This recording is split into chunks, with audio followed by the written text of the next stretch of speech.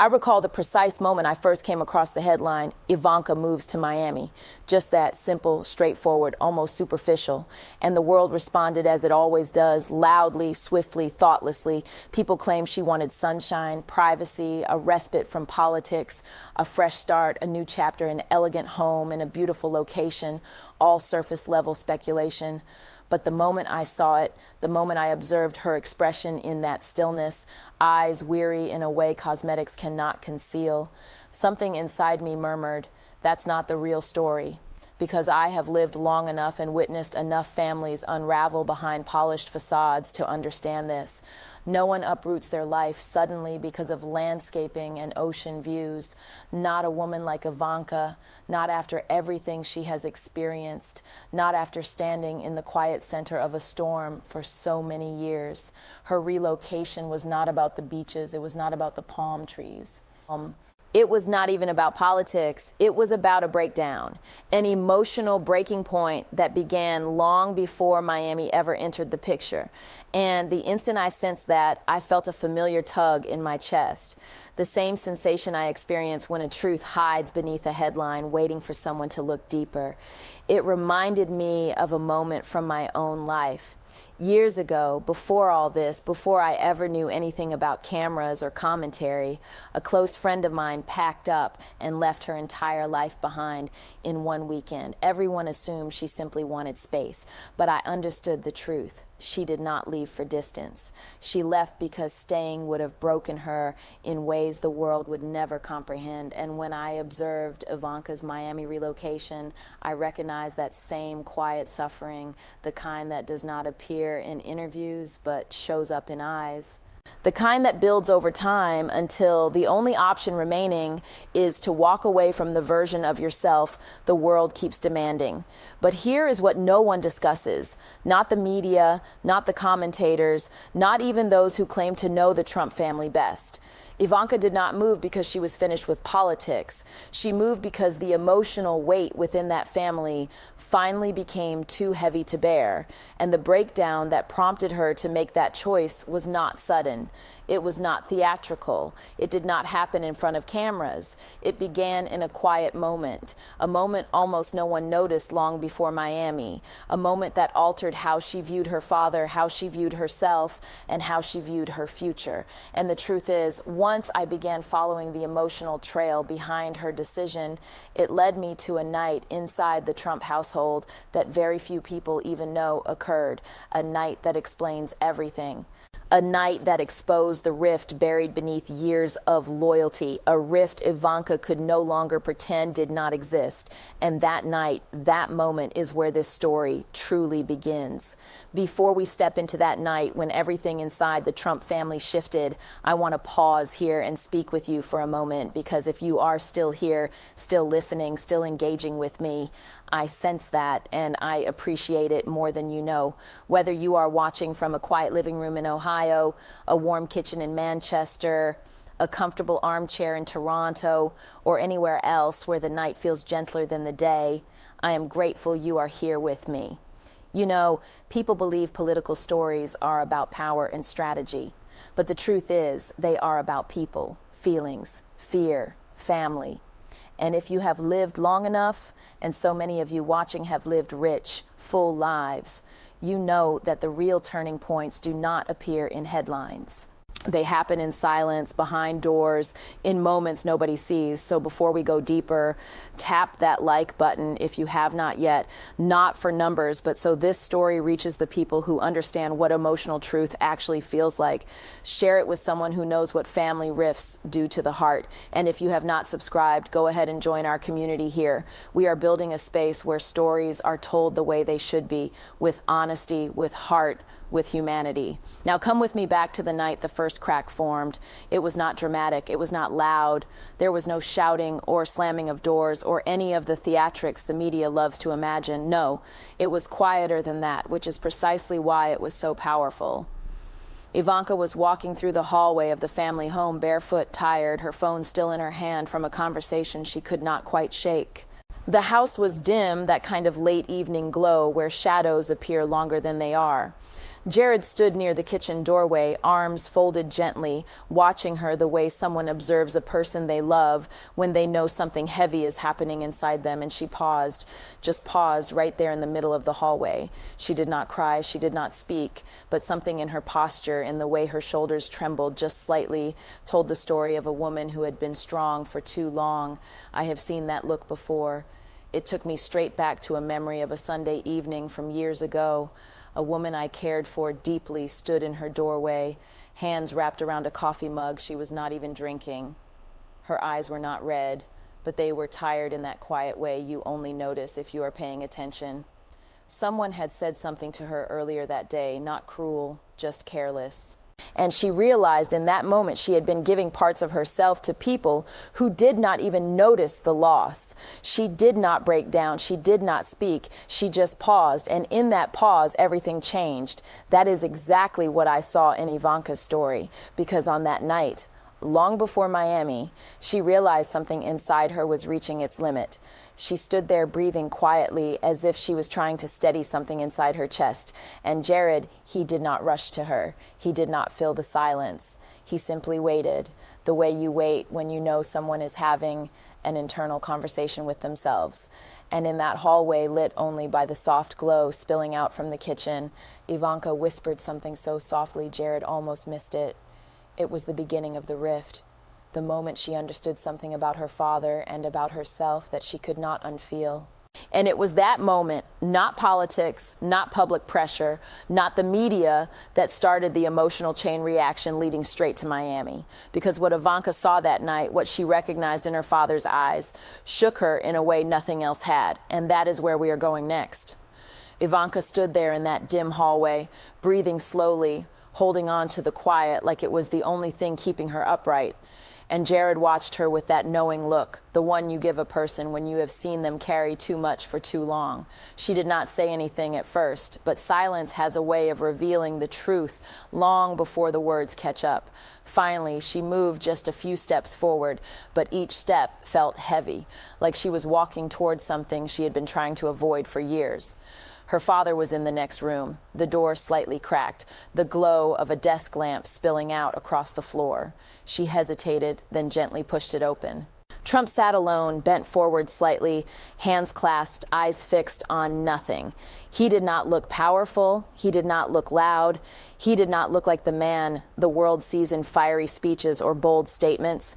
He looked tired, not physically, but emotionally, the kind of tiredness that seeps into a person's bones. Ivanka stepped inside, her voice soft, almost careful. "Dad, are you okay?" He did not answer, not right away. He barely even looked at her, just a slow inhale, a long exhale, and a stare that seemed trapped between frustration and something much deeper. And something he did not want to admit, and that is when it hit her. I have seen this moment before in someone I loved dearly, a man who spent his whole life being the strong one, the fixer, the force everyone depended on. One night, I found him sitting alone, leaning forward, exactly the way Trump was in that room. When I asked if he was all right, he did not say yes or no.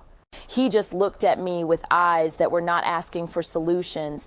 They were asking for relief, for understanding, for a moment where he did not have to be the strong one. That is what Ivanka saw in her father, a man she had spent years defending, supporting, and guiding, looking more lost than she had ever seen him. She stepped closer, gently, cautiously, as if her presence alone might crack something inside him. "Dad, talk to me," she said quietly. Trump finally lifted his head, but not all the way. His eyes were tired, unfocused, the eyes of someone trying to hold themselves together with the last thread of their pride. And Ivanka saw it, the truth she had been trying not to see for months. She could not fix this, not anymore. Her voice did not steady him. Her presence did not calm him. Her efforts, all the years she spent being the emotional buffer, the softener, the daughter who could smooth over anything, none of it was enough. Now, this was not something she could repair with reassurance or support or long talks into the night. Her father was not just stressed. He was not just overwhelmed. He was unraveling, and it terrified her. Not because of politics, not because of the public, not because of the future, but because she did not recognize him. She stood there, her throat tightening as the realization quietly broke inside her. I cannot be the person who holds him together anymore. And that truth, that painful, undeniable truth, was the first step toward Miami. Because when a daughter who has spent her whole life trying to protect a father suddenly realizes she cannot save him, something in her shifts, something deep, something irreversible. In that room, Ivanka did not lose faith in him. She lost the illusion that she could carry his emotional weight on her shoulders forever. And once you reach that point, once you see the cracks you cannot seal, everything about your future begins to change. That moment, that quiet breaking moment, was the beginning of the rift. And the next part, the part that truly set the Miami move in motion, happened only hours later. The house felt different the next morning. Not loud, not chaotic, just heavy. The way a sky feels before a storm, even when the sun is still shining. Ivanka barely slept. She moved through the hallway with that quiet, careful pace of someone trying not to disturb anything while something inside her was already breaking. Jared watched her from the kitchen table, his coffee untouched. There was worry in his eyes, the kind of worry you do not express out loud because words can make cracks wider. And then Trump walked into the room. He did not storm in. He did not slam a door. He did not fill the space with his presence the way he normally does. He simply entered slowly, still carrying the weight from the night before. Ivanka stood there, unsure if she should speak first. And that hesitation, that split-second pause, was all it took for the moment to shift sideways. Trump looked at her, eyes tired but guarded. She offered a gentle, "Dad, can we talk about last night?" A simple question, soft, human, but Trump was already overwhelmed, not by her, but by everything else surrounding him. And stress does not always explode. Sometimes it melts into defensiveness. He sighed, that long, heavy sigh of someone who has no space left inside their chest, and muttered, "Not now." 2 words, not harsh, but dismissive enough to sting. Ivanka blinked, steadied herself, and tried again. "Dad, I'm worried about you," he said. "Not now, Ivanka." That was the moment the air changed. Not because of anger, but because of hurt. I have been in that moment before, watching 2 people who love each other deeply talk past each other without meaning to. Years ago, a family I knew had a similar scene play out in a living room that looked warm on the surface, but carried years of unspoken tension. A daughter tried to reach out. A father, tired and overwhelmed, snapped without noticing the impact. One tiny misunderstanding and an emotional distance formed in seconds, a distance that took years to close. That is exactly how this moment unfolded. Ivanka swallowed hard, not because she was offended, but because she felt something slipping between them, something fragile. Jared stood quietly, watching the tension stretch thinner and thinner. He stepped forward, gently placing a hand on Ivanka's arm, a wordless signal telling her, "Not now, not like this." But Ivanka was not trying to fight. She was trying to help, and that is what made everything hurt twice as much. She took a small breath and softly said, "I'm not your enemy, Dad." Trump finally turned toward her, not aggressively, not loudly, but with that sharp exhaustion that can make love come out sideways. And in a tone that was more tired than unkind, he said the sentence that would echo in her mind for months. "Just stay out of it." Not shouted, not cruel, but final. And that was enough. Ivanka's face did not fall dramatically. Her voice did not tremble. Her eyes did not fill with tears. She simply froze because for years she had been the mediator, the stabilizer, the daughter who stood beside him through storms most people never saw. And in one exhausted breath, he pushed her out of the emotional space she had been holding up for him. Jared felt it instantly. The shift, the wound, the break. He stepped closer as Ivanka's breath caught in her chest, barely noticeable, the way people do when their heart tightens and they do not want anyone to see. And Trump, he did not realize what he had done. Not then, not in that moment. He was too tired to hear the impact of his own words. But Ivanka heard them. She heard them clearly. And those 3 words, "Stay out of it," became the beginning of a truth she did not want to face. She could not save her father from himself, and he did not want her to try. This was not an argument. It was a rupture, small on the surface, but deep where it mattered. And it was the moment that shifted everything inside her, the moment that made Miami go from an idea to a necessity. Because once someone you love tells you they do not need you anymore, even unintentionally, you feel the ground beneath your feet tilt in a way you cannot ignore. And what happened after that? The emotional spiral that carried the whole family into unfamiliar territory began within hours. Ivanka did not move. She just stood there, still as glass, in the middle of that kitchen where the air suddenly felt too tight to breathe. Trump's words were still hanging in the space between them. Quiet, understated, but sharp enough to cut straight through her. Stay out of it. He did not raise his voice. He did not glare at her. He did not lash out. That almost made it hurt more, because sometimes the softest dismissals are the ones that echo the loudest inside your chest. Ivanka's whole identity for years had been built around holding the emotional seams of that family together. She was not just a daughter. She was a buffer, a translator, a shield, a guide, someone who stepped into tension before it exploded, someone who soothed what others could not reach. She had been his steady hand, his calm voice, his quiet anchor in rooms where the world demanded too much from him. And now she was being told there was no space for her in the struggle anymore. Jared saw it immediately, the micro-expression that crossed her face. Subtle, fleeting, almost invisible, the kind you only catch when you know someone's soul. Her breath shortened just slightly. Her eyes flickered downward just for a second, and her posture straightened the way people do when they are trying to hold their heart inside their ribs. I have seen that look before. It brought me back to a moment years ago.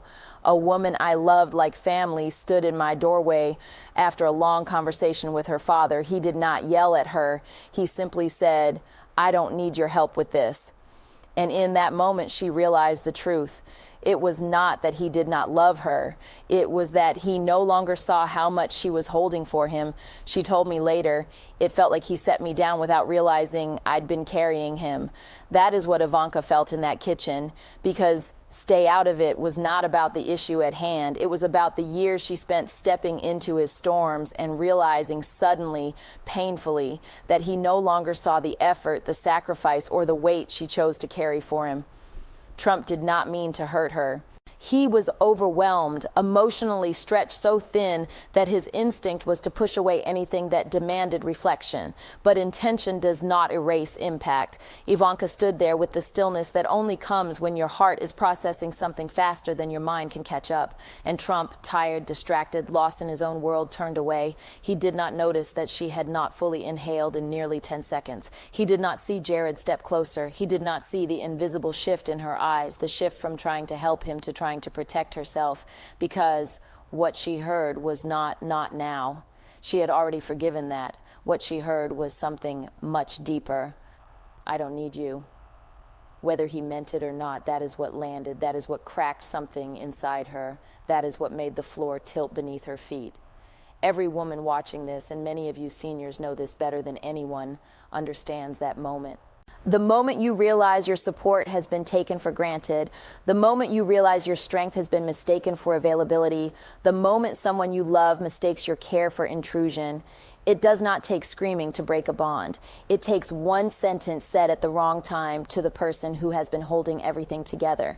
And for Ivanka, that sentence became a turning point. She did not argue. She did not plead. She did not raise her voice. She simply stepped back, literally and emotionally, because she knew staying in that space would reopen wounds she had already spent years stitching closed.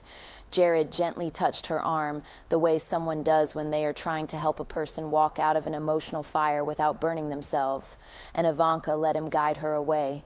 But her eyes stayed on her father for one last second, a second filled with realization, a second where love and hurt tangled together. A second where she finally understood she could not carry him anymore, and he was not asking her to. It was the quiet end of a chapter, not a fight, not an explosion, just a subtle final shift. And that shift is what opened the door to the next moment, an emotional ripple that reached Melania and Barron before Ivanka even left the house. Melania felt the shift long before anyone explained it to her.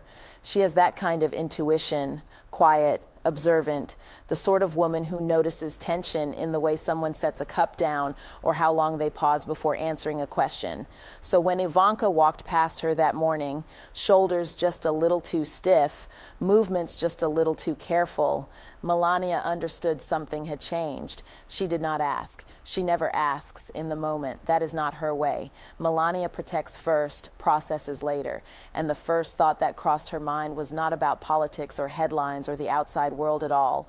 It was one word, barren, because mothers feel family storms before the thunder even begins. And she knew a rift like this, even a quiet one, would send emotional ripples right through their home. Barron sensed it almost instantly. People forget how perceptive teenagers can be, especially gentle ones. He noticed Ivanka avoiding her father's eyes. He noticed Jared speaking softer than usual. He noticed Melania checking on him twice in the same hour, pretending each time was accidental.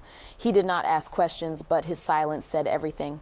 I once watched a young man the same age absorb a family conflict without a single word. He did not shout, did not complain. He just grew quieter. It is the kind of quiet that comes from trying to understand emotions too big for your age while still wanting to protect the people you love. That was Barron. Melania, meanwhile, carried the tension like a weight she refused to drop. She stood by the window later that day, hands clasped, staring out as if trying to steady the house by sheer will. She could feel Ivanka pulling away emotionally, and she could feel Trump closing himself off. And she could feel the space between them widening hour by hour. It was not dramatic. It was not loud, but it was real. And every person in that home, even the quietest one, felt it. And Ivanka, standing in the middle of all that unspoken tension, realized something. If she stayed any longer, she would break right along with the family. Ivanka did not make the decision in one dramatic moment. It happened quietly, slowly, the way emotional truths often do. Sometimes the heart speaks and whispers long before the mind is brave enough to follow. Later that afternoon, Ivanka sat alone in a small reading room tucked away near the hallway. No cameras, no advisors, just silence, and the weight of the morning still sitting heavy on her chest. The sunlight poured through the window in soft stripes, the kind that make you feel both comforted and exposed at the same time. Jared found her there, not crying, not shaking, just still, too still. He sat beside her without a word because he knew this silence was not the kind that needed filling. After a long moment, she finally inhaled and whispered, I can't keep doing this, not with anger, not with bitterness, with exhaustion, the kind that builds year after year until one day your body simply refuses to carry it anymore. Jared reached for her hand and she let him. For years, he had watched her give, holding emotional fires, smoothing tensions, supporting a father who rarely recognized how much she was sacrificing. He had watched the toll, the late nights, the burden she called duty, even when it was draining the life out of her, and he knew what her whisper meant long before she said the next line. I think I need to step back, really step back. It hit him gently, like something he had known was coming, but had not wanted to face. Miami was not chosen for glamour. It was not a retreat into luxury. It was distance, emotional space, geographical separation, a chance for Ivanka to finally breathe without feeling guilty for it. I remember having a moment like that in my own life, sitting alone in a room, realizing that staying somewhere would slowly erase who I was becoming. Leaving was not running away. It was choosing life over exhaustion, and that is exactly what Ivanka was doing. As she looked at Jared that afternoon, there was clarity in her eyes, a quiet knowing that the life she had been living was no longer sustainable. The decision was not impulsive, it was overdue, and Miami was the doorway she needed to walk through. The night before Ivanka left, the house felt strangely hollow. Not empty, just quiet in a way that felt unfamiliar, as if everyone inside was holding their breath, waiting for something they could not name. Ivanka walked slowly toward her father's office door. Her hand hovered above the doorknob for a moment, not out of fear, because she knew this conversation would be the one that stayed with her for the rest of her life. When she finally pushed the door open, Trump was sitting alone again. That same soft lamp on, that same hunched posture, that same heaviness he tried so hard to hide. He looked up when he heard her enter. For a split second, there was something in his eyes, recognition, fatigue, maybe even regret. Ivanka stepped inside, her voice gentle. Dad, I need to talk to you. He did not interrupt, did not wave her off, just waited, quiet, tired, guarded. Ivanka sat across from him, folding her hands in her lap the way she used to when she was a teenager, trying to speak carefully. "I love you," she began softly. "And I've really tried to be there for you, but I need to take care of myself too." Trump's jaw tightened, not in anger, but in that stubborn, emotional way men do when they hear a truth they are not ready for. "What are you saying?" he asked, voice low. Ivanka swallowed. "I'm stepping back. So for a while, Jared and I are leaving. I need space." There it was, a truth that had been building for months, finally spoken out loud. Trump looked away, eyes fixed on the desk, as if searching for something to hold on to. Not anger, but hurt. A deep, father-sized hurt that comes when someone you lean on finally sets down the weight. "I didn't ask you to leave," he murmured. "I know," Ivanka whispered, "but staying will break me." That line, soft, trembling, honest, settled between them like a truth neither could outrun. I have lived that moment. The moment you realize leaving is not betrayal, it is survival. Ivanka stood slowly, tears she refused to shed burning behind her eyes. Trump did not stop her. He did not call after her. He just watched silently as the daughter who had held him through years of storms finally walked out of the room. And in that silence, the rift became real. Morning light has a strange way of making heavy nights look softer. But in the Trump household, the light did nothing to soften what had happened. Ivanka's decision hung in the air like perfume that would not fade. Everyone felt it even before she began packing her things. Trump walked through the hallways that morning quieter than usual. Shoulders tight, eyes unfocused, movement stiff, not angry, not explosive, just wounded.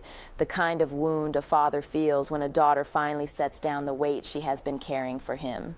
Melania noticed immediately. She always does. She offered him a soft nod as he passed, but she did not press. She knew pressing would make the crack bigger, not smaller. And Barron, sweet, observant Barron, stood by the railing upstairs, watching his father walk below. He did not know the details, but he felt the heaviness, the way the energy in the house shifted, the way people whispered instead of spoke, the way Ivanka avoided looking back at him when she passed by. Kids may not understand the politics of adulthood, but they understand emotional weather better than anyone.